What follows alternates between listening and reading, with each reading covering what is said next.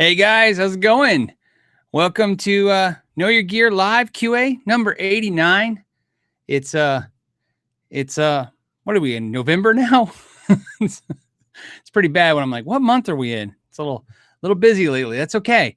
I figure we'll just chat for a minute while we're all logging on. It's good to see everybody back this week and new people. It looks like some new people, and of course a lot of return guitar players. Well, I assume you're guitar players. Probably some drummers and bass players out there. At least I hope. And how was everybody's week? So Harley Dude says, hello from cold and crappy San Antonio. Well, this is the time of year I get to gloat. You just listened to me for the last 10 episodes talk about how horrible it is where I live. It is currently like 70 degrees right now and awesome where I am. However, I saw there was a little mess up today on today's live show, and this happened last year, so we'll be aware of it for next year. I'll make sure to make some adjustments. It's not me. I live in a state that doesn't participate in time. What do you call that? Setting your clocks back. So we don't set our clocks back. So I think it throws even YouTube off because we switch. So what happens in Arizona is for part of the year, we're Pacific time. And now I'm in Mountain Standard Time. So that really messes everything up. So that's what happens there. So I remember when this happened today that it happened last year, and I never thought about the fact that it happened last year. So I'll be in tune with it from now on. So yep, daylight savings. We don't participate in it, so we just stay the same. Everybody else changes. So, anyways, got some exciting stuff today. I got a whole list of things. I feel like David Letterman. I got a list of stuff. I got all this stuff to talk about. Questions to answer, I'm sure, and we'll get into all of that. The first thing I want to tell you is, since there's a bunch of you already, I want to let you know that next week's live show is happening on Wednesday. It's going to be 11 a.m. Eastern time, and it's going to be at Sweetwater, because I'm going to be at Sweetwater next week, and I'm going to have Mitch there, and we're going to be giving away a guitar on that episode. But for fun, on today's episode, we're going to be picking the guitar that we're going to give away next week. So we'll have to do that. If you are curious, if you wanted to, we'll do it in about 30 minutes. We'll pick a guitar. But if you want to kind of just get your look at it, the guitar we're going to be picking is on Sweetwater. We're going to be picking either a Epiphone, a Squier. I don't know why I'm writing this down. A PRS or a Schecter. And so you just go ahead and go to Sweetwater, go to guitars, go to electric guitars, solid body guitars. That's how you're going to keep filtering. Highlight those 4 brands and pick between $300 and $500. And we're going to pick a guitar that's in stock. So we're going to have to figure out what guitar to pick. We're going to pick one, but it's in those categories. And what's going to happen next Wednesday is Mitch and I are going to pick a winner on that episode. And the winner is going to not only win that guitar, but we're going to film the process. This is what I talked to Sweetwater about. This is my idea. I said, hey, I would love to do this. Just like kind of like the original Sharp My Axe episodes, something that somebody can win is exciting, but maybe when you don't win, if you could at least see something or get some entertainment value out of it, I thought, what's more entertaining than if you're going to watch somebody else win? If you don't win it, you'll get to see the guitar go through a process, and that's what's exciting. And then I'm going to do some crazy stuff there while I'm there. They agreed to everything. I can't tell you any of it. I can just tell you that I am in 100% total shock and dismay that Sweetwater agreed to every crazy idea I gave them. In fact, I think what I did, like all smart people, I gave them some crazy ideas, and I said they probably will go for 1 or maybe 2, and they went for all of them. Yeah. So Poo Ninja says, film the 55 points. Absolutely. I guarantee you the guitar that somebody wins next week will have a video that accompanies it. So that not only will you win the guitar, but there's going to be a video uploaded to the internet, and that will be the exact guitar that we picked today, the exact guitar. And it will be filmed as it goes through the 55-point inspection. And then it's going to get actually upgraded to a setup. And that was something I asked them, could you show us? Because obviously you guys know I did that video and I got the 55-point inspection, and I was like, okay. And so that was the thing I said, could we do both for the viewer? Could we do the 55-point inspection and then show that and then do a setup so that maybe in the future, if you guys are are customers of Sweetwater's, which I'm sure you are, because I think I am. I just assumed. Anyways, it would help. It would help. Obviously I'm not being paid by Sweetwater to do this. So, the importance of it is I'm trying to keep it as unbiased as possible. I'm just want to I just want to see myself. That's what all this was about. When they contacted me, I said, I said, I'd love to see all this stuff. I would love it if you give me some as unrestricted access as possible to share with the viewers. I think I said we would appreciate that as a guitar community more than anything else. So I could speak freely about it. So somebody says, Sam Ash music. Yeah, of course. We love Sam Ash too. There's nothing wrong with that. That's why I said, I love this idea. As you guys know, I've done videos for the Sam Ash family, Sammy Ash. I bought a guitar for $500 there. I did the straight string event. And this is what I kind of touch on a lot of times. I have never been paid by the Sam Ash people for anything. They've co-opted with me, which means maybe they've helped cover the cost. Like at this restring event, they provided the facility and they got Addario to sponsor it, so I don't have to pay for the strings. Same thing with this Sweetwater event. They're not paying me to make content for you. I'm making content, but they are flying me out and they're putting me in the hotel. So that's a co-op thing. You could say it is maybe a form of they're paying me, but let's be honest. And I'm just being honest with you guys. I don't need to be flown out to work. I can work here. You know what I mean? So they're flying me out is just to benefit them, of course, because now I'm going to make content that you'll see from them. But the reason why this is important to me is that Sweetwater doesn't look at it like I work for them, and therefore Sam Ash doesn't have a problem working with me. I don't work for Sam Ash, so Sweetwater doesn't have a problem working with me. I wanted to keep it, to where I can work with as many companies as possible, because they don't have to worry about me having some kind of agenda. My agenda is simple. Just like all the brands of guitars behind me, just like all the stores I buy from, Guitar Center, Sam Ash, Sweetwater. Sure, do I prefer some stores over others for certain things? And that's a fun subject. We'll start the subject today with that. I don't actually dislike Guitar Center or Sam Ash or Sweetwater, and I don't even actually look at them as like good, better, best. I just think there's certain things I like to purchase from Guitar Center. There's certain things I like to purchase from Sweetwater. Is there more people like that? I've never been a real diehard, I only buy from this car company kind of person. There's just certain things I like about certain car companies and others. And just like retailers, there's certain things I like about, what's funny is Mark Lopez just said American Music Supply. Mark, I'll just be again up front with you guys. I used to buy from American Music Supply all the time, and I love them because they would break everything into payments. And the only reason I kind of stopped buying from them as much is because then other people started doing that. Sweetwater does it. So, but back in the day when you could buy, a $500 guitar and they would break it in 3 payments, I would constantly just as soon as that third payment was up, I'd be like, what else am I going to go buy? It was great. It was like layaway, but you got it now. It was great. Especially when I started doing that, it was really before I had, credit to throw it on a card and, get some kind of cool deal or something. But, Frosh wants to know, Phil, do you need an extra cameraman while you visit Fort Wayne? I don't. I'm going to film everything. They asked me, so Sweetwater asked me if I wanted a cameraman. They would provide somebody. And again, I didn't want the videos to feel any different than anything else I've ever done. You know what I mean? I think that, again, that's important. So I'm handling everything. Plus, I like to be in control of that kind of stuff. I don't want to get back to the hotel room and find out the footage I have is not the footage I meant to have. And I'm just like the GNL visit. I think I'm pretty savvy at figuring out what I want. Hopefully it's sometimes what you guys want, but I'm looking for stuff that I think is interesting. I'm not here to film, some company's commercial. And I don't mean that specifically about anybody, just any company. I just not. I'm interested in what I'm interested in. So that'll be interesting. Okay, what else do we got?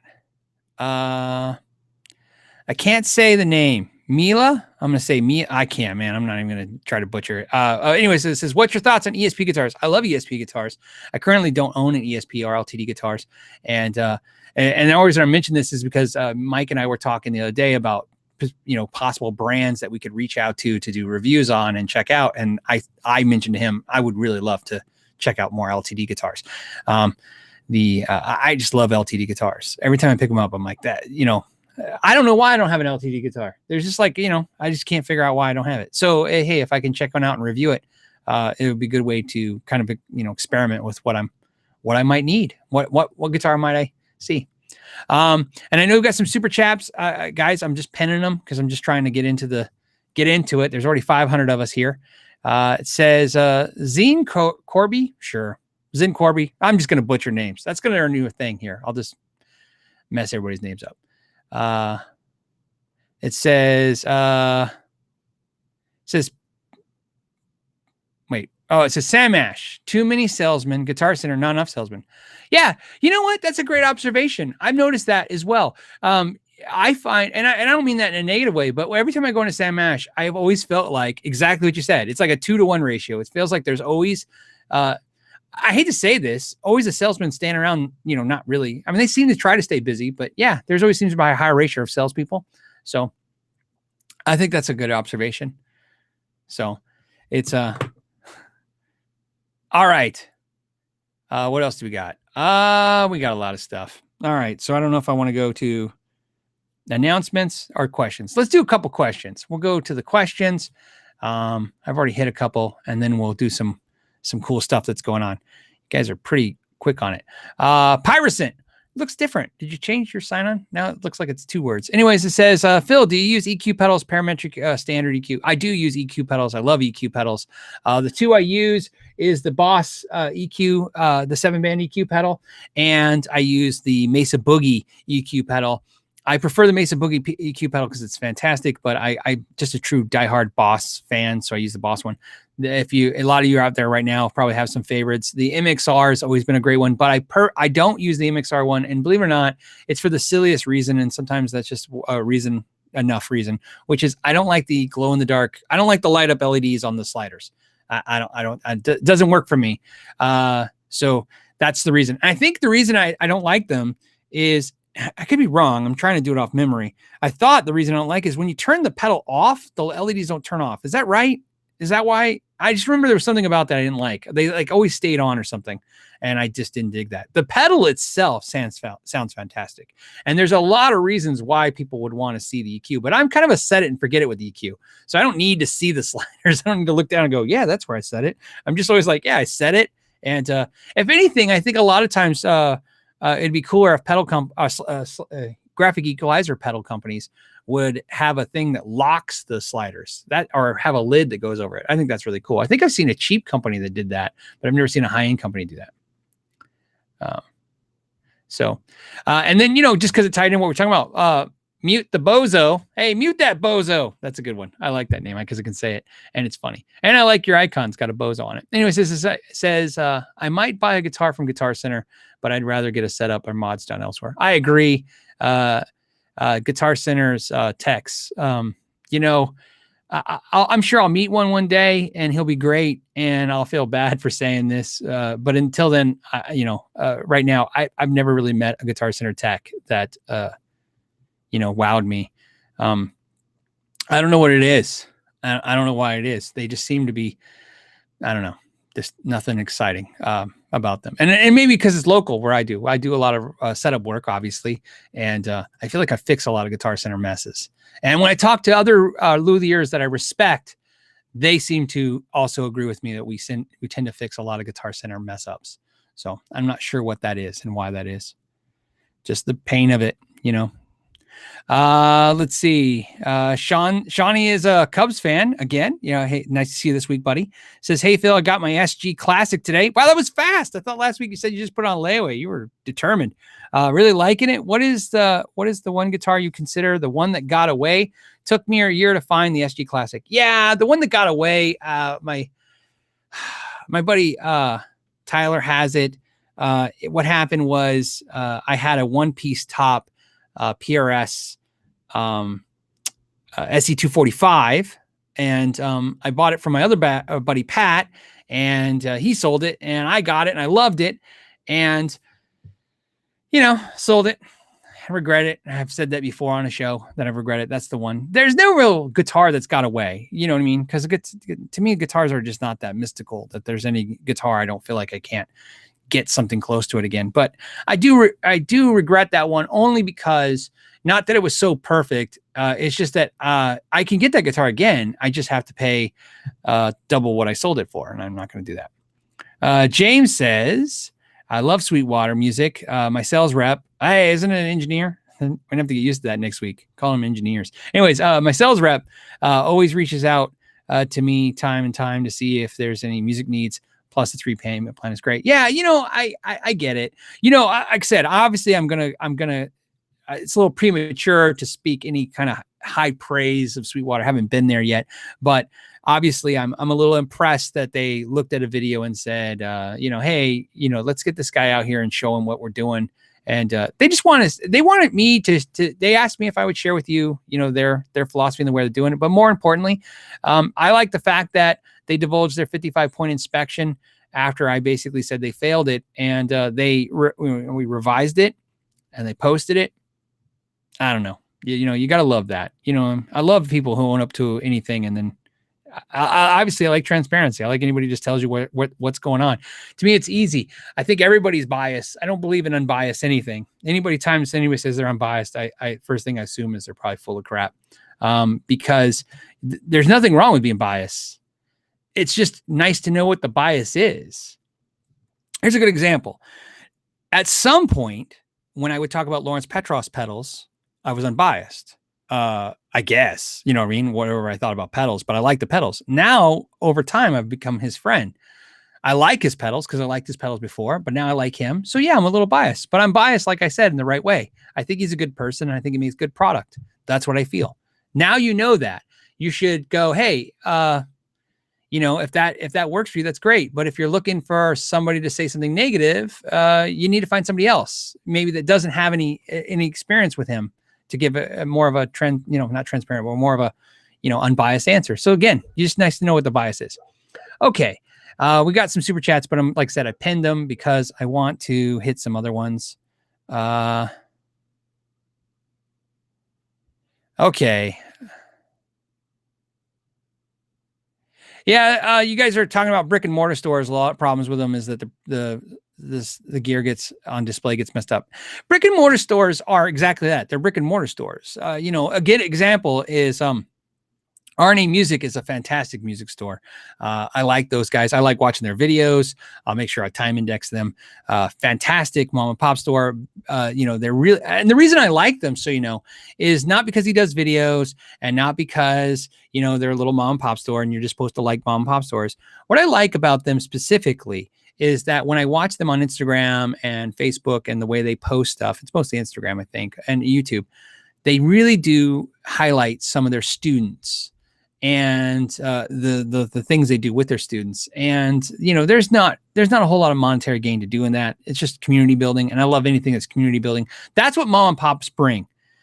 A Starbucks will give you a cup of coffee that's consistent. Whether you like it or not is relevant. It's consistent. Every Starbucks coffee tastes the same. I use Starbucks mostly when I travel because their restrooms are clean. That's, and then I buy a cup of coffee because I use their restroom and I know the coffee is going to be consistent. I couldn't tell you when's the last time I drank at Starbucks because it's such a bland, unmemorable experience. Not memorable experience. Anyways, the point is that, but when I go to a mom and pop shop and they're a coffee shop, there's always this magic, kind of experience.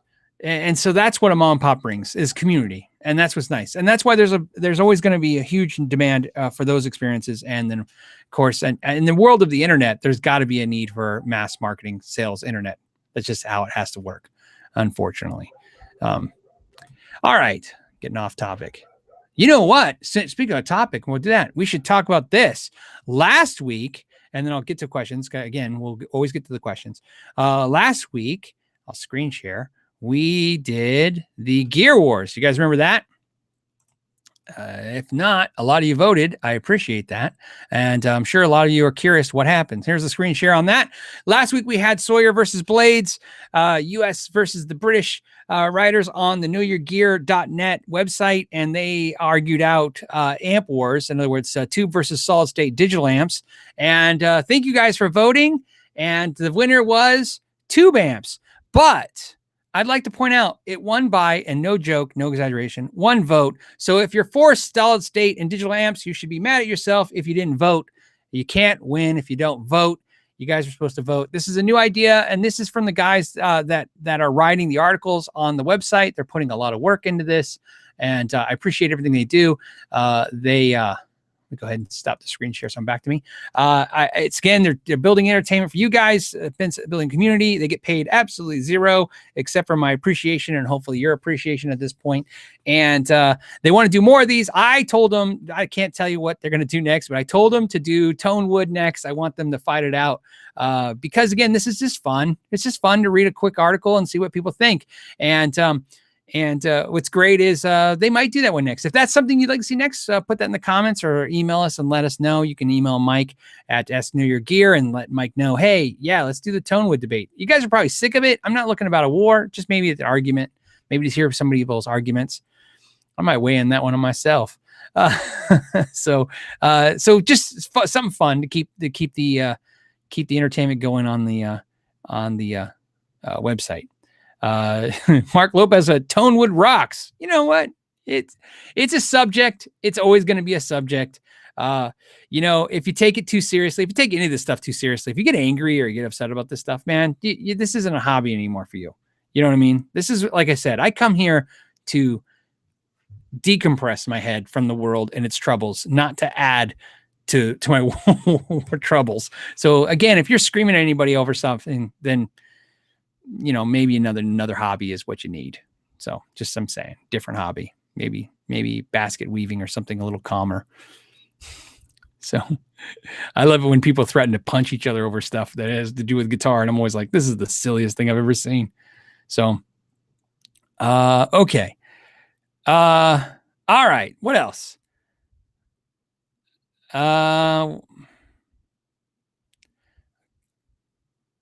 You know what? You guys keep putting this, so I'm going to address it. Troy just put it too. An Arizona meet and greet. I'm up for that. If you guys want to do a meet and greet, that's something I'm willing to do. That's why I kind of did the restring event here before, something like that. For a meet and greet, I'm up for that. I'm totally up for that. If enough of you are interested in that, when this rebroadcasts, if you guys put that in the comments, let me know. I never know how to gauge how many people, are out there, in the YouTube land. I don't know how many people are fans of the channel. I know what the views of the channel are huge, but that doesn't necessarily translate to, fans or viewers that are, the part of the community. Our community is pretty large, but obviously I can't really gauge it sometimes. So if you guys are interested in that, I'm up for it. Obviously, Zim said he's available to host it. See, I'm up for that stuff. Like I said, we can make something like that happen. And then Roll and Rockin' said he got a beautiful G&L S500 the other day off Reverb. MFD pickups are wonderful. You're putting me in the poorhouse, Phil. Yeah, well, I'm there with you. I ordered my G&L too. And we'll, as like I said, as soon as I get it, I'll definitely do the review. There will be no hesitation. In fact, I actually asked G&L for a favor and they're allowing me to do it. I asked them when the guitar is done to just email me and I will drive back to LA. And I'd like to film there when I do it because, just because I want to go over the reasoning for the guitar and all that stuff. So there you go. I thought that'd be cool. Plus, like I said, I know you guys are really curious about the brand, and I want to do more than just a generic review. I'd like to do something where we go through it, maybe talk about it. Okay.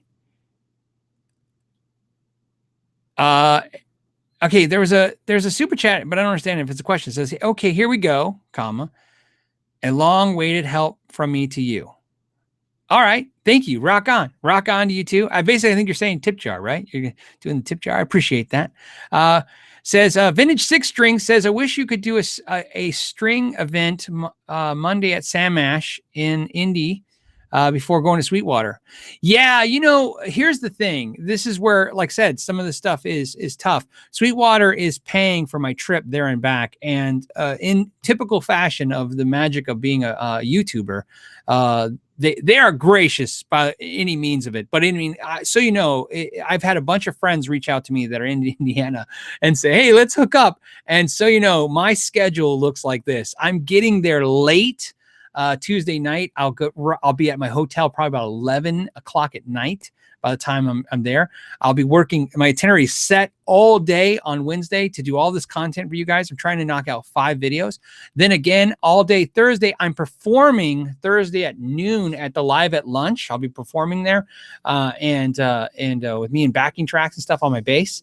And then I'm gonna go see Dweezil Zappa that night. And then I literally have to get up at 4 o'clock in the morning at my hotel on Friday to be at the airport on time to fly out to get back here. And although I'll be back here by 2 o'clock in the afternoon, I'll be technically on my time. I've been up since 2 o'clock in the morning. So I think I'm not going to be so great that afternoon.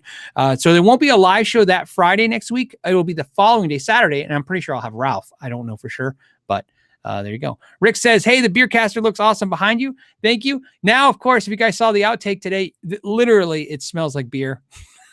It does. If you walk up, it does. It has a beer smell. The room doesn't, which is good because I cleaned it all up. But yeah, it was great. On a side note, if you guys didn't see the outtake video, my wife saw it for the first time today. And she said the funniest thing she said to me, she said, did you know you're going to film that as an outtake? Is that why you didn't curse? Because she knows I don't curse on the channel. And if you ever met me, a funny thing, I'll say this. If you ever met me personally, if you ever bumped into me, and so many of you have, I always use the analogy like a smoker. I'm not a smoker. I've never smoked. But I noticed with smokers, once a smoker meets another smoker, when somebody sees somebody else smoke, it's like, it's okay to light up.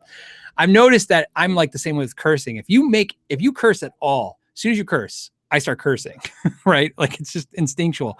And because of that, she was shocked I didn't curse when that happened to me in the video. And I said, no, I didn't curse. I was just I was in shock. Actually, if you look at my face, that was literally shock. So there you go. All right. We're going to do a couple questions. Todd said, no, he's just saying that was great. Yeah.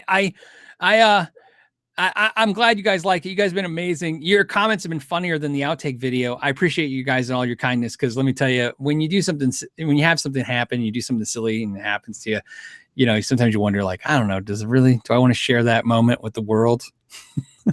But I thought, hey, it's fun. Okay. Let's see.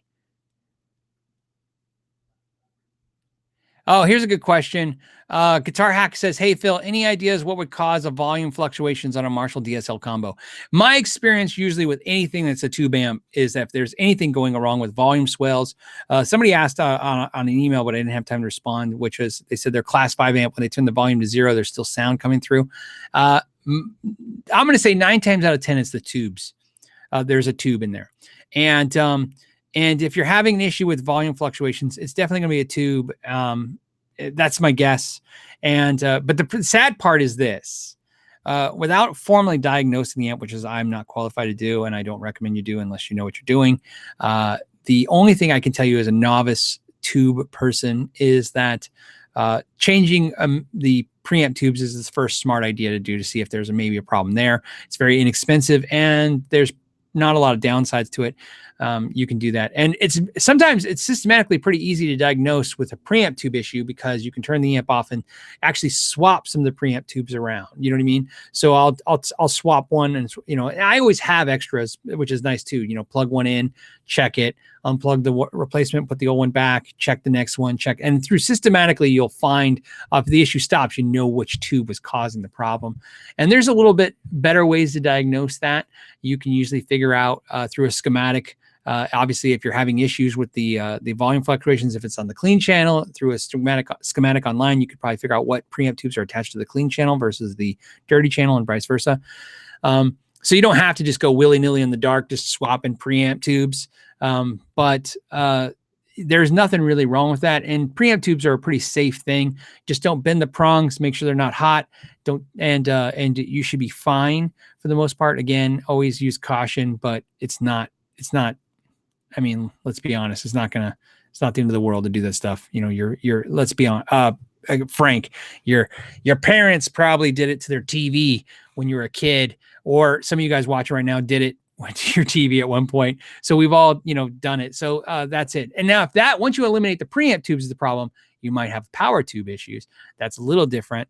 and you want to look at that. And it depends on the amp and whether or not it has to be biased and stuff. But that's what I would recommend because that's what I do, and I've had great logic with that. But if you guys, especially some of you guys are tube freaks out there, you tube guys sometimes, see, mute the bozo saying tube tester is a decent investment.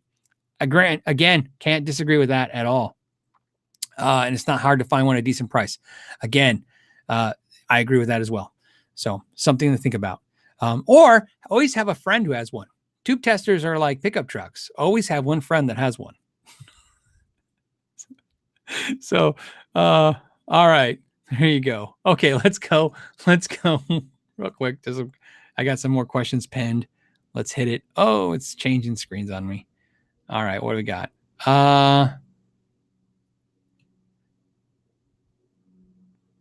Sean Brown just want to let me know that the beer clips were hilarious. Try and talk Sweetwater into stocking G&L. I'm going to mention G&L to Sweetwater. I don't know if they'll listen to me, but I don't know. We'll see. We gotta see. I think G&L and Sweetwater would be this thing that have happened. I think that would really help because G&L's got so many options. There's so much semi-customness to them that maybe Sweetwater is the right vendor for that. I told them personally, I thought Musician's Friend was an odd fit for them because it's such a stock type selling process. And I like Musician's Friend. I bought a lot of stuff. I've actually bought probably more stuff online from Musician's Friend than any one retailer. And that, for a lot of reasons. One, they were the biggest thing forever. And then I just became a loyal customer for a while to that. But, until the other guys started popping up. Dave the Hare says, hey, Macca, given your love for Strats and Super Strats, what's your opinion on the Suhr Pro Moderns and why don't you own one? I love Suhr guitars. They're expensive and I'm happy with Strats. That's the problem. I'm happy with the Strat. I'm happy with the Mexican Strat. I'm happy with American Standard Strats to the point where when you're happy with a guitar that is essentially a used guitar at $700 to $1,000 or whatever, and new is a $1,300, $1,400 guitar, it's tough to fall in love with guitars that are $3,000. It just is. Now, I definitely see a point where I would probably get a Suhr in my future. But at this point, when I do a Suhr, it's going to be because I sell one of my PRSs. That's how I have to do it. At some point, those high dollar guitars, something has to go to come in. So that's how it works. And I kind of got the Suhr thing for a while. I wanted a Suhr, and then I kind of got out of my system when I bought this Music Man used for $1,400. And I just don't find Suhrs I don't find a great deal on them. In other words, when I go and look and try to find used ones, they have a great resale value, which makes it tough to buy them used. Some of the coolest things, that guitar I think was over $2,000, right? New. I mean, so at $1,300, $1,400, I think $1,300 was a good. I feel like put $700 in your pocket. It's a good investment. But Suhr amps, our Suhr guitars, their resale value is really strong. So that's nice. William Thornton. Hey, William, how are you this week, buddy? He just did a super chat to say thank you and or just to tip me and thank you again. I hope you're having fun. I think you're at work. If not, enjoy. And what else we got? Let's go back and find some more. We got. Yeah, Hosa Technology said the Beercaster looks a lot drier today. It is a lot drier today. Yes, it is. There is some kind of funniness in the fact that I actually spilt beer on a Beercaster. So that is kind of funny to me. So there you go. It's 833 of us, and we're getting close to the hour. Let's do a couple announcements because we're going to be talking about that Sweetwater guitar in a second. A couple updates. This is the update on the 4240. If you guys know what that is, that's the goal at the end of the year to try to get lose 40 pounds, get 200,000 subscribers, and do 40 million views. Where are we at for the month of November? We do one update a month. I have lost 28 pounds, so I'm close to the 40. It's going to be tight. It's going to be tough. We'll get there, no problem. And 200,000 subscribers. We're at 179,700 subscribers. We'll probably fall short of the target. I can't imagine. There's something that's going to happen soon that will probably help that a little bit. But I don't want to bank on that. I'm going to say it's going to be a tough call. It's going to be tight. But to be honest with you, subscribers is probably out of the categories my least, the least important thing to me. But Views, 40 million views. We're at 38,700,000 views. Everything shows that we'll be at 40 million before we get to the middle of next month. So 40 million views, 40 pounds lost is not a horrible goals to hit. We'll see what we can do on the subscriber thing again. So maybe we can, I don't know. We'll see. But I just want to give you updates because I promised I would do updates. And something else. What else? I want to thank, I got to thank Michael. I want to thank Michael because again, if you guys notice, there's more content popping up lately. There's going to be some more videos coming up real soon. That's because Michael's helping by answering questions, running the website, doing all that stuff. You guys know him. You guys love him. He's been helping, writing some great articles, doing all that stuff. I want to thank him for that. And of course, Matt as well for doing that. The Gear Wars. It's great to have some resources to rely on. Those guys are great. I appreciate them. And I just want to say that again. And so you guys want to pick the guitar now, or you want to just do some more questions? What do you guys want to do? We'll decide. What do you guys tell me? I'm waiting for a comment. So, and you know what? I'm going to say, wait. We're going to, pick. Okay, we'll do it. Pick it. All right, let's go. All right, so here's the deal. We're going to take a few minutes. Don't worry, we'll go a little overtime today. Won't miss any questions, I promise. We're going to pick the guitar we're going to give away. So if you guys came late to this, let me explain what's going on. If you want to participate, all you have to do is go to Sweetwater right now. You go to guitars. In fact, I'll show you guys what to do. I'm just letting you know, we're going to pick a guitar to give away next week. Next week when I'm at Sweetwater, I asked them if we could give away a guitar. They said yes. And I said, can we, for the winner, can we pick it out? And they said, absolutely. So here's what we're going to do. We are going to go to Sweetwater. So here's the deal. We'll go screen share. You're going to be, if you can either go and do it, or you can just watch what I'm doing. Or if you're listening to us as a podcast, just listen to the sound of my voice. Okay. So sweetwater.com, go to guitars, go to electric guitars, go to solid body guitars. This is just the stuff I picked. So we're going to stick with what I picked. What you want to do is hit PRS and Schecter. So I think you have to do it each time you click. Yeah, you have to. And then after you click that one, select Schecter. And then we're going to select Epiphone. And this is because they asked me not to get too crazy with, all the different, and Squier. So the brands you pick are PRS, Schecter, Epiphone, and Squier. Again, they say we could have whatever we want, but I wanted to keep it under control. And then the price category, we want to pick between $300 and $500. And what you should be seeing is what I'm seeing, which is one of 42 guitars. The only stipulation is, of course, the guitar has to be in stock because they can't give us a guitar they don't have. We're going to pick the guitar today. You guys are. That is the guitar, the exact guitar that will be picked next week to get a 55-point inspection and setup. And we will pick on episode 90, which will be at 11 a.m. Eastern time with Mitch Gallagher and me. We will pick a winner. I'm not going to tell you how we're going to pick the winner. You'll be there. I promise you'll have fun. And if you don't win, I promise you'll enjoy the fact that we will, you'll get to see all the stuff we're going to do. We're going to do some crazy stuff with it. And then soon before we end this episode, I'll tell you about another crazy announcement that I think you'll enjoy as well. So a lot of people are saying PRS, a kind of Schecter, and guys help me too. I'm kind of, especially the moderators. If you guys, I'm trying to mentally just kind of, file this down. We got some Epiphone, Schecter. We've done this before. Squier. So we'll pick a guitar. We're going to pick not the exact guitar. We're just going to pick the brand that you guys want to see. And then once we pick the brand, we'll pick the exact model. So a lot of you guys are saying, oh yeah, like the Fender model player, it's got to be a Squier. Pick Squier. They would let us pick a Fender. I just figured we should pick something that you guys, because here's my thought process while you guys are looking and doing stuff. I wanted to pick a guitar. So, I wanted to pick a guitar that if, since only one of us is going to win it, one of you guys is going to win it. The rest of you, when I make the video, I want to pick a guitar that's not common, but common enough to where when you see the process being done, maybe you could relate it to some kind of guitar you have. And I thought that's a great video and, in entertainment wise, a lot of you guys look it, man, it looks like PRS is just killing it. So, and if anyone else, is seeing anything else other than me, I mean, Epiphone, Schecter, I see a lot of Schecter. I see a lot of Epiphone. I definitely feel like I'm going to say Squire's out of the running. So it's definitely PRS, Epiphone, and Schecter. So no more votes for Squire because I kicked it out. So it's Schecter, PRS, and Epiphone. You guys. All right. PRS, Epiphone. Okay, I kicked Schecter out now. Sorry, guys. This is how I got to do this. So now in the category, what I want you to think about is just Epiphone or PRS, and I'm going to do the vibe. And so I'm only looking at PRS and Epiphones. A lot of Epis now. PRS, Epiphone. Man, you guys are really killing it. I'm going to say PRS. It looks like a lot of PRS. I mean, a lot of PRS. All right, PRS.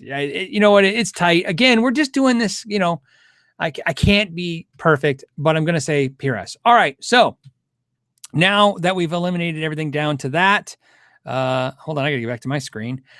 So do me a favor, just filter everything out that isn't PRS. So we're looking at PRS guitars. So I'll look at the same thing, and you guys should be seeing what I see in my screen share. Just give it a second. Let me undo the Squire. Okay. So, wow. I don't think there's a whole lot in stock. In fact, I'm double checking. I'm assuming. Yeah. So I'm assuming if we don't see an actual picture, we don't get it. So the only two I see is that SE standard 245 and the standard 24. Is that what you guys agree? Again, keep in mind, I'm managing a lot all at once.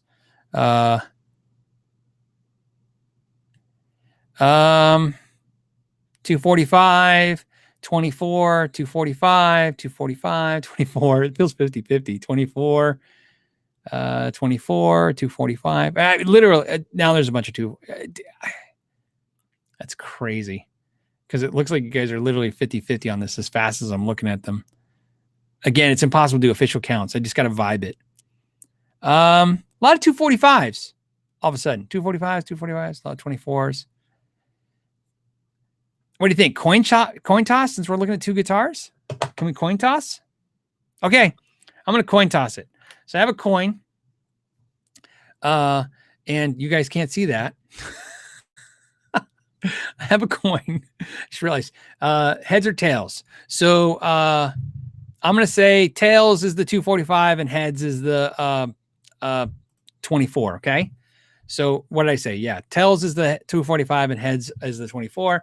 I'll put my hands so you can see it. I don't know how to do this, man, right? Don't I just flip it, catch it, and do that? Yep, like that, right? We'll do it again so you guys see it in my hands. This is hard. Do that, and what are we? I can't even see. Heads. So is that the 24? That's the 24, right? That's what I said? Right? That's the 24.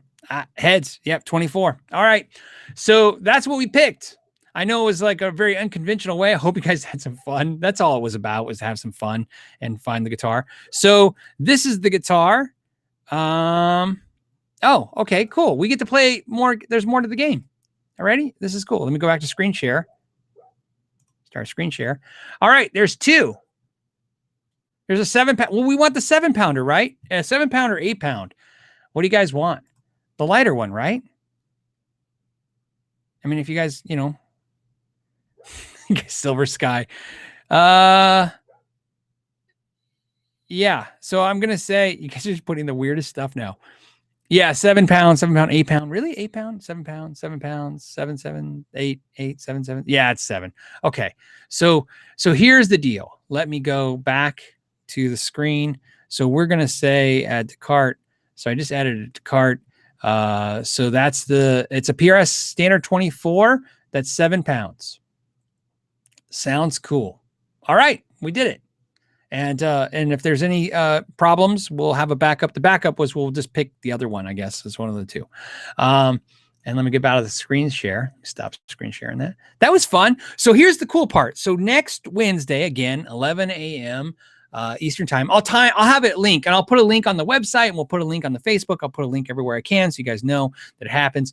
It's a 1-hour episode. It's just Know Your Gear Live number 90. Mitch will join us, and we will pick a winner to win the guitar. And then after we pick the winner, we are going to film the guitar getting everything, the 55-point inspection. And then maybe I'll review that and then check out and see what I think of that. And then they'll do the setup and we'll check that out. And again, we'll put all that together in a video, and then Sweetwater will mail the person their guitar, and it'll be cool. And hopefully you win it. I'm hoping you guys, especially, I hope all you win it, but I don't think that's going to happen. Only one of you. Really cool. So I hope this will be fun. But here's the cool part. That's not the only guitar we're going to give away. I just can't tell you what the other guitar is and why, what it is. There's a little shenanigans going on again, and all that will come to bear, and I promise that'll be even more entertaining than this, I think. And I think this is entertaining. So there you go. What else do we got going on? We got to probably get back to some questions. Right. We got to get back to some questions. All right. Where do we leave off? We left off, I got a couple penned and we got a couple to find. So here's one that's penned from Gordon. It says, "Hey, Phil, thanks so much for doing the QAs. Any tips on making a gloss back of a neck finish feel smoother and less sticky?" Yeah, I use steel wool, and I will rough it up a little bit. As that's your problem. Sometimes sometimes gloss necks feel sticky. You understand you're going to devalue your guitar if you do that. However, in a lot of guitars cases, the reason why I like a little steel wool is not sandpaper, is if you take some steel wool, like triple aught steel wool, and just rough it up a little bit, and it gives it just a little bit of a matte finish. It's not going to be totally matte, but just a little bit matte-like. And sometimes you can use painter's tape and like tape off like Music Man does, the headstock and the base of the neck where it goes on, and just expose just the fretboard you touch. But the great part about that is if a year or two later or some time later you decide to sell the guitar, you can well, if you know how to buff it, you can buff it back out.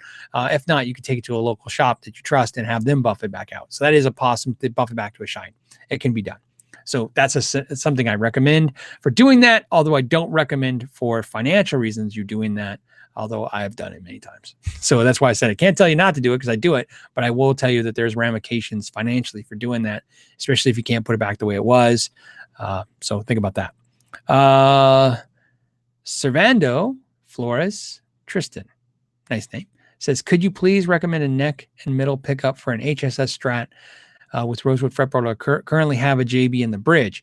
Yeah, for the JB, I like this. You can do the Seymour Duncan SSL ones, man, and they go great if you want the single coil sound. That's a great thing to do. If you don't necessarily want the single coil sound, I just like that because if you match up, if you have a Seymour Duncan bridge pickup, you understand that a lot of times, if you go with the other pickups like Fender and stuff, you're going to have to check the polarities out, because you might have to reverse the ground and the hot on the Seymour Duncan, because they're different than the Fenders. It gets a little tricky. But so that's why if you go with all Seymour Duncan, it's a little easier, lines up, a little nice. The other suggestion I can add, you can put a little 59 in the neck position, and then a duck bucker a little, in the middle. But I would do an SSL 1 or SSL 3. Just keep it Stratty pickups. They sound great. And I've liked them with my JBs. Isaac Johnson says, "Thanks, Phil. New Les Paul hanging on the wall. Temperature control room. Average humidity 45% in the winter. Down 20%. Should I worry about fret sprout? Get a humidifier." So Les Pauls are not supposed to have fret sprout per se. When I did the fret sprout video this week, one of the questions that I didn't get a chance to answer was, somebody said, "Well, what about Les Paul's fret sprout?" You got to understand, if you know what I'm talking about, the frets on a Les Paul, they cut them inside the actual binding, because they have the little plastic nubs, on the binding, and I've seen those nubs crack, the neck shrank and the frets broke that binding, but it should not happen. And hopefully on a Les Paul. So I can tell you this, I've done very little to no fret sprout jobs on a Gibson Les Paul. What I have unfortunately seen is where the frets do crack those bindings. And that's something that you can visually inspect and see if that's coming. You know what I mean? You shouldn't ever, if you check your guitar regularly being weekly or monthly, you shouldn't have that sneak up as a problem on you. And so you should be fine. So I wouldn't over stress about that. You know what I mean? That's just one of the ones I wouldn't stress about. That's what's great. That's one of the benefits of binding is it takes a lot, it takes a lot for those frets to push that stuff out. And then, and Zelos makes a good point. Not all Les Pauls are bound, right? Yeah, correct. So like if you have a studio Les Paul, then yeah, you'll have fret sprout issues. But I always tell people, if in that case, fret sprout is not something you should fear. And that was kind of why I talked about that video and did that video. Don't fear it. It sucks. I get it. It sucks if it happens because you have to correct it, whether you correct it or have to take it to a shop. The good thing is this: once neck shrinks and the frets pop out and you have the fret sprout corrected, I've only seen very few cases where you need an additional fret sprout later. You don't need time. It's just not common to have to continually do that. If you do, it's going to be really rare. Maybe you live in Arizona like I do and it's really dry and there's maybe the guitar's neck was not dried at all. I mean, there's going to be a ton of reasons why all that happens. But yeah, once it's corrected once, it's done. And the question is, well, what about, can it expand back out? It can, but again, the extremes that it would take to rehydrate dead wood is crazy. And so, I've never actually seen it. I've just heard from other luthiers that live in places like Brazil and stuff where it's like you can have a lot of humidity, that it's possible. So again, it's possible. I still haven't seen it, but it is possible. So yeah, don't fear this stuff. That's why we have this Know Your Gear channel, right? It's about we don't fear anything, right? You're your own warranty, man. I promise you, everybody can learn to do enough on their guitar to maintain it. And more importantly, at the very least, I hope what you learn from all this stuff, and that's the whole point of all sharing all this information, is at least learn how to communicate with techs and at least learn how to figure out who the good repair people are, because you're informed enough to have a discussion besides, just, lost, deer in the headlights kind of look, so you'll be fine. The fact that is no one's half the battle. Little G.I. Joe talk. So let's go ahead and go to the next question. All right, what do we got? Okay, so this is from Zin Kroby. It says, new SG neck flexes too much. Can literally detune it while slightly flexing during play. Is this a thing? Yeah, I don't know specifically on SGs, but yeah, if your neck's thin, yeah, you can. I've seen players do crazy stuff. They're just aggressive enough they can move the neck. Of course. I'm curious though. Here's what I'm curious about. If you've obviously the neck being thin or something like that can be causing the problem, but sometimes what causes that is there's no tension whatsoever on the truss rod. That sometimes is a factor, and especially with SGs. And SGs, yes, their necks move a lot, and there's 1,000 reasons for that. And I'm an SG fan, so I understand that. But they'll move to the point where they're notoriously for not only going sharp, pulling back, they'll actually go flat by pushing forward on their own, much less you doing it. So I would just make sure that the truss rod is not loose. And even if it's a dual action truss rod and you push it either way, just make sure it's not set to totally loose. It doesn't need to be pushing but it can't have any, like I said, it can't have any play on the end of it. Neil says, hey, Phil, your opinion on Mexican versus Japanese Strats. Also, what is the difference between made in Japan and MIJ and CIJ, crafted in Japan? And are they better years, models than others? Yeah. Okay. So crafted, that's like crafted in China and made in China. I don't know. I don't want to say anything that I don't know anything about. I don't know specifically why something is called crafted in and made in. I never really kind of thought to look. It's kind of something maybe interesting at this point. And I mostly see it. So, mostly when I see made in and crafted in, it's China. Stuff all of a sudden says crafted in China versus made in China. So I'm curious if that's the same thing.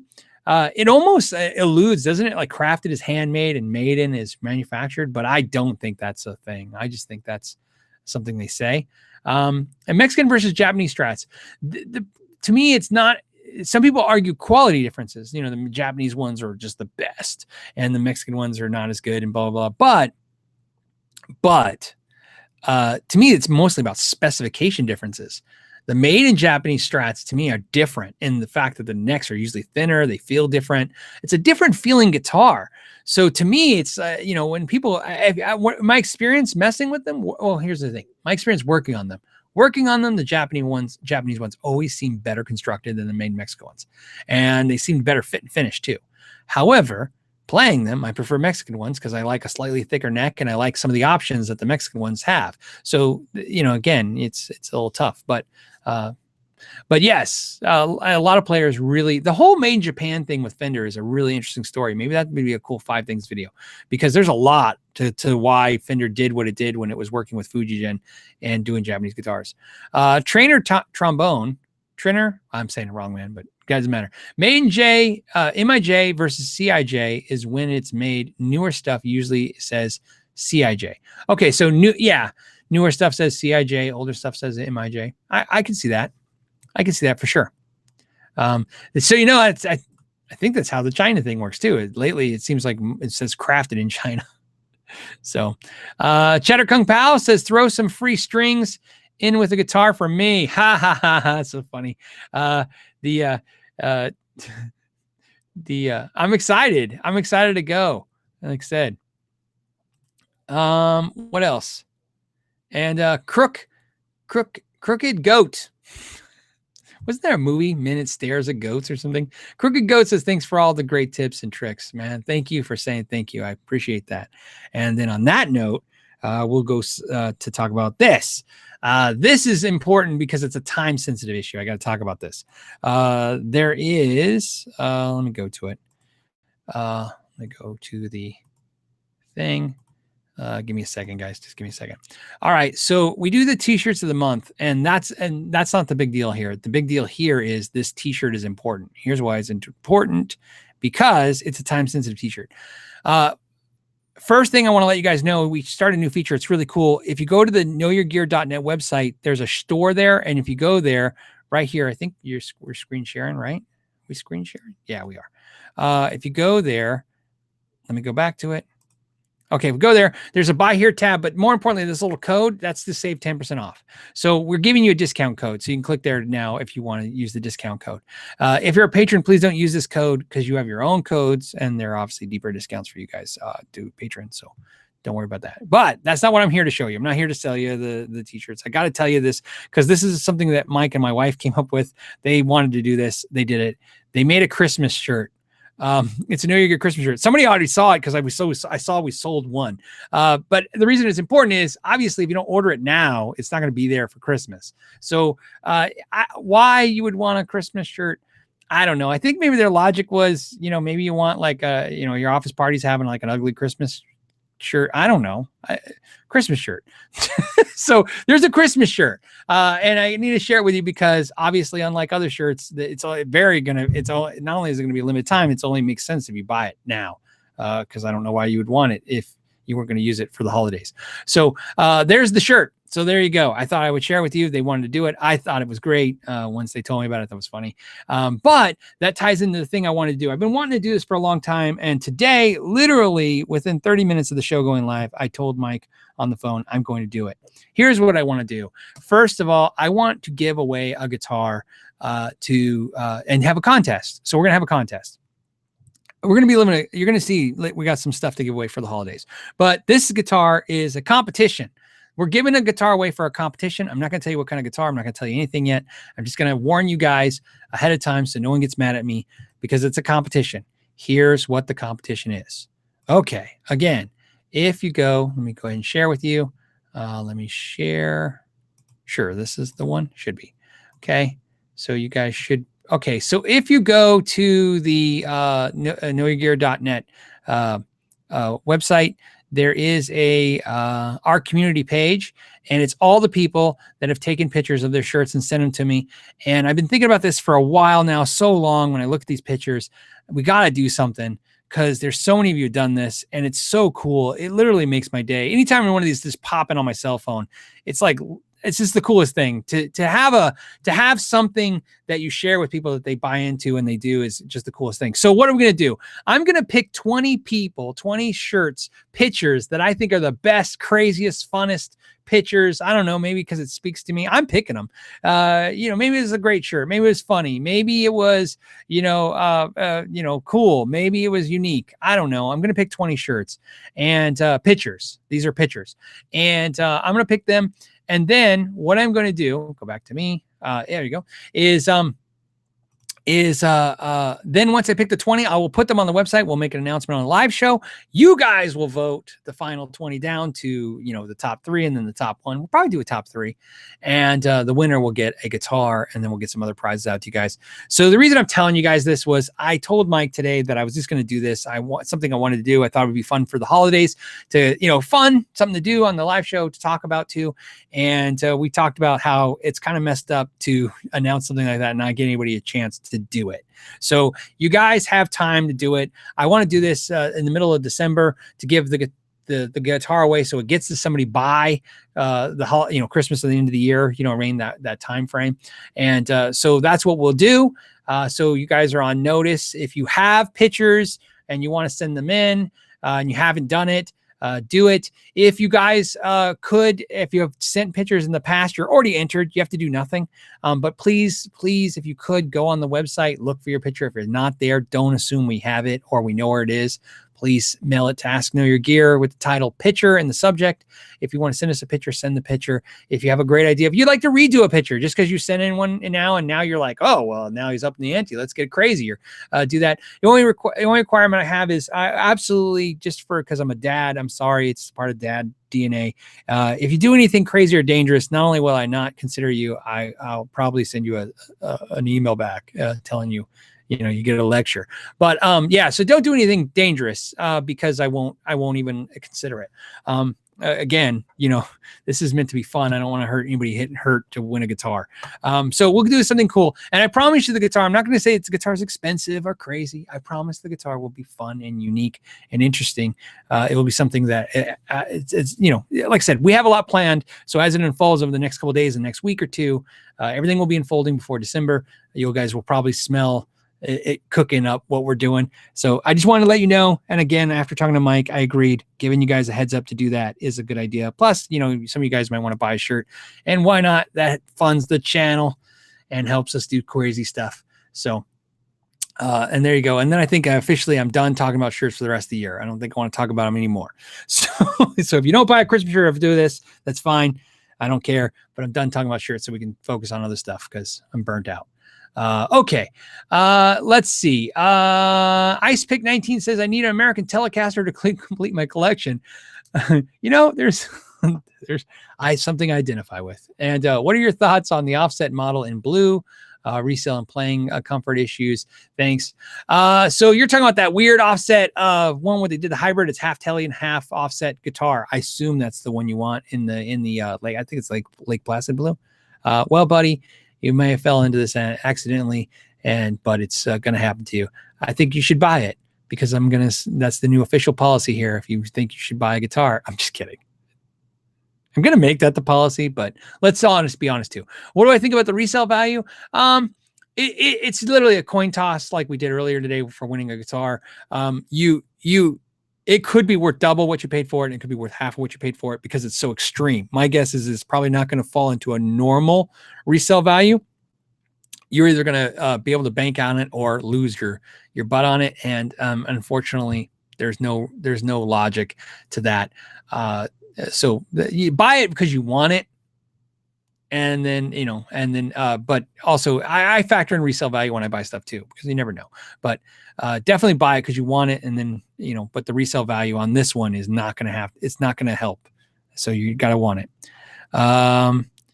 Let's see. Here's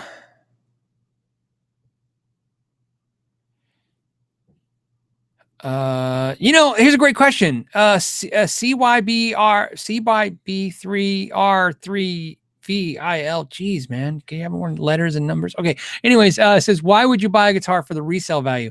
This is a great question. A lot of people will say this. A comment I see on the channel a lot is like, I don't buy guitars for the resale because I plan to keep them.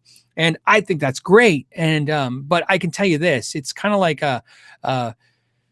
experience, not as a collector, just trust me, as a guy who's sold, I have sold millions of dollars of guitars. I mean, personally, millions of dollars of guitars. I've sold them. If you want me to throw money down on a bet, I'm going to bet most guitars are going to get resold. It's just, that's why. And I think so do I think people who say they don't resell the guitars are buying it and they're not going to resell it, are they're in denial? No, they could be telling the truth. But the reality is, if I was going to bet 60-40, 60% chance says that most guitars, when you buy them, get sold. And that's why the resale market is so huge, because we cycle. Reason is for all kinds of reasons. Everybody always thinks of it like a growing out of thing. It's always funny to me. It's always like, I buy a guitar, and then if you buy an expensive guitar, you won't grow out of it. Well, it doesn't matter about growing out of it. I'll point out a guitar for me that's perfect example, because it's in the room and it's easy to point out. This Ibanez Gem, this is a real one. This is the real deal. This is a luxury item for me. I don't play this guitar ever. In fact, I don't even know why it's on the wall right now. It has to be a reason. Oh, because it's missing its strap, and I need to put a strap on it. So I brought it in here because I have to put the pink strap on it. Because I used the pink strap for a video once, and then I took it off, and I got to put it back on. But my point is, this is a guitar I just thought was cool back in the day. I bought it because of a collector's piece, and now I have it. And there's a more story about my buddy Joe, because it was Joe's, and now it's mine. And but my point is that what's my point? My point to this is really that obviously I think about the resale value on the guitar, but there's just guitars. Sometimes you just buy them and you just know you're not going to keep them. You know what I mean? I'll try to keep that guitar as long as I can, but it's a collector's piece. It's not the guitar I play all the time. So sometimes people are just players, and some people are collectors, and sometimes you're a mix of both. But I like to go into every situation with a plan B. That's all. So I don't really intend. In fact, the best way to put this, actually, because I've now been ranting for a while, the best way to put it for me is I don't plan to resell any guitar I buy. Every guitar I buy, I have 100% intention to keep it forever.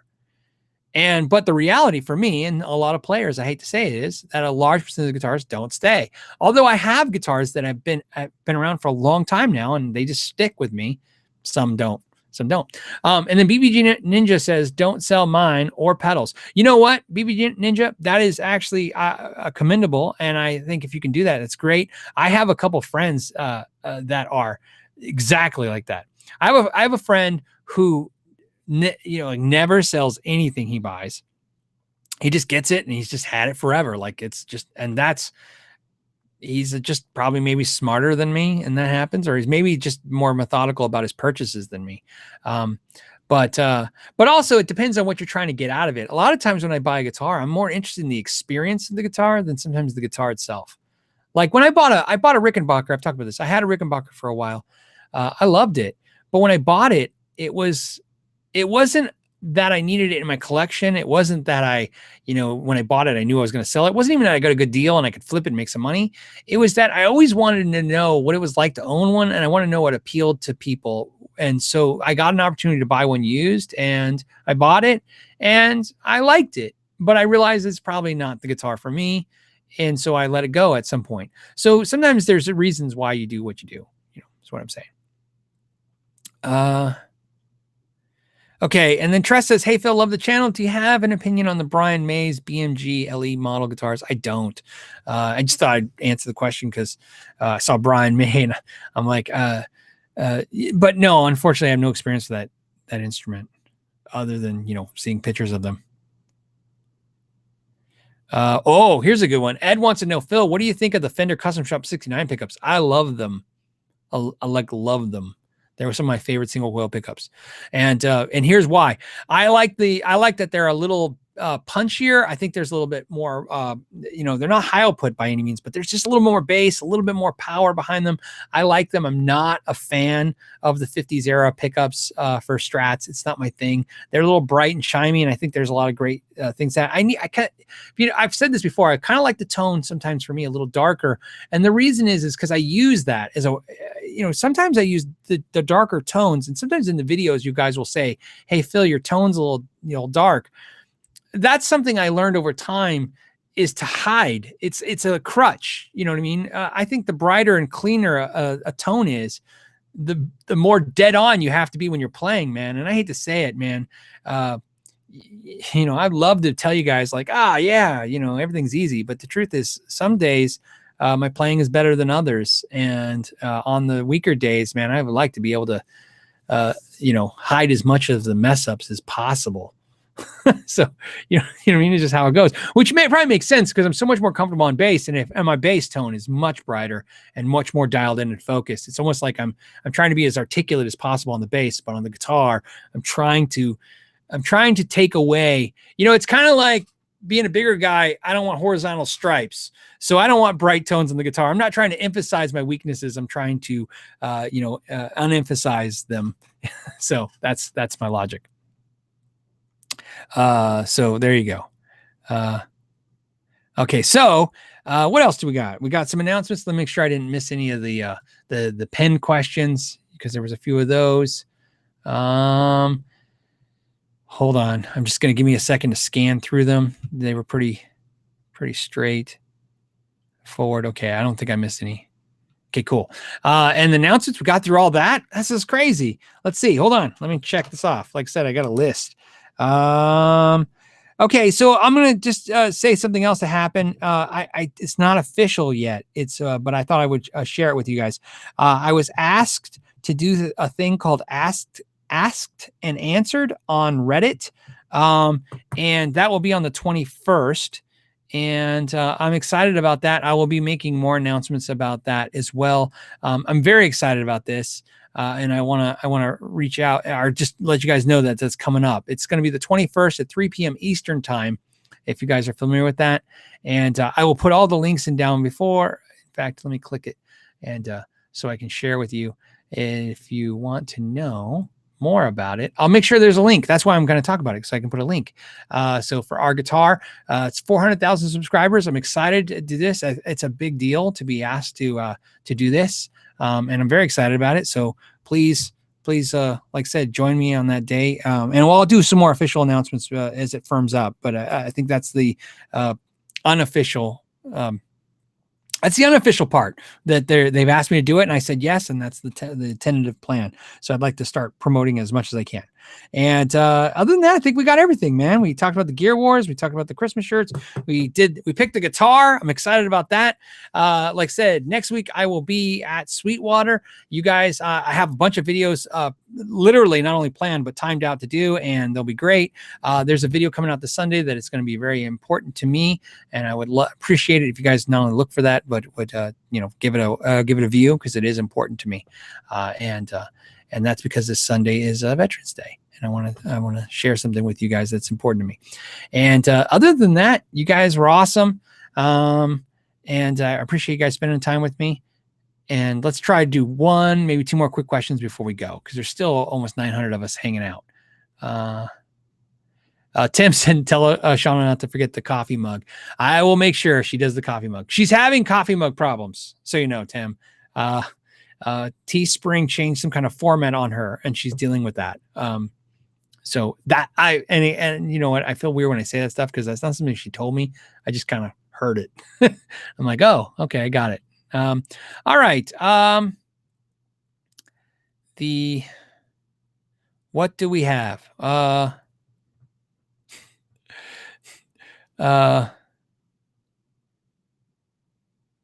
Brian Stewart says, thanks for serving. Thank you for thanking me. Hey, it says, hey, do you have a favorite delay pedal, Brian? Brian, yeah, my favorite delay pedal is my Acid Reflux by Taurus Pedals, and I just love that pedal. I like the DD3 too. Also, I should say DD3 also. It's a Boss pedal. I know a lot of you guys are in the Strymons and all these crazy great delays, and I have a couple great delays that are, just over the top, and I have like the Carbon Copy and the Carbon Copy Bright, but I don't know what it is, man. The Acid Reflux is just never going to waver for me. It's just this pedal that I use it. I would probably say out of any pedal I've ever owned, and it's the pedal I always have. And the DD3 is also just the pedal I use for backup on that as well. So yeah, Acid Reflux for sure. And then also, Brian, just so you know, the shirt picture that I wanted to share with everybody, I decided to wait because I want to enter you. I entered you in the contest, and I want to share it then. And but I do want to thank Brian because we talked about this. Like right now, we talk about we'll end this one more question. We'll end the show with this. When we're talking about, talk about more about sharing some of the stuff people send me. Here's a coffee mug that I got from the Artistic Autistic with Micah, and I just want to thank Drawing with Micah, and I want to appreciate that because it helped keep the water, to keep my voice going today. And then Brian, I got a cool story. We'll end on the cool story. One more question and then the cool story. So let me do the question out of order. Let's do the question and do the cards. So it says, Mukbang just did a Mukbang Fatty said, thanks for your service. Thank you. I appreciate that. The question is, what's the question? There was one I just saw. It was great.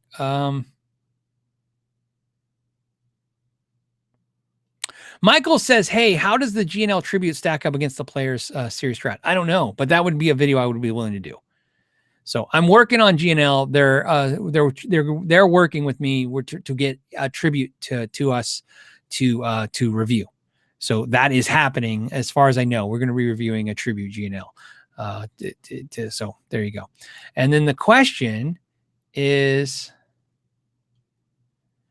oh man.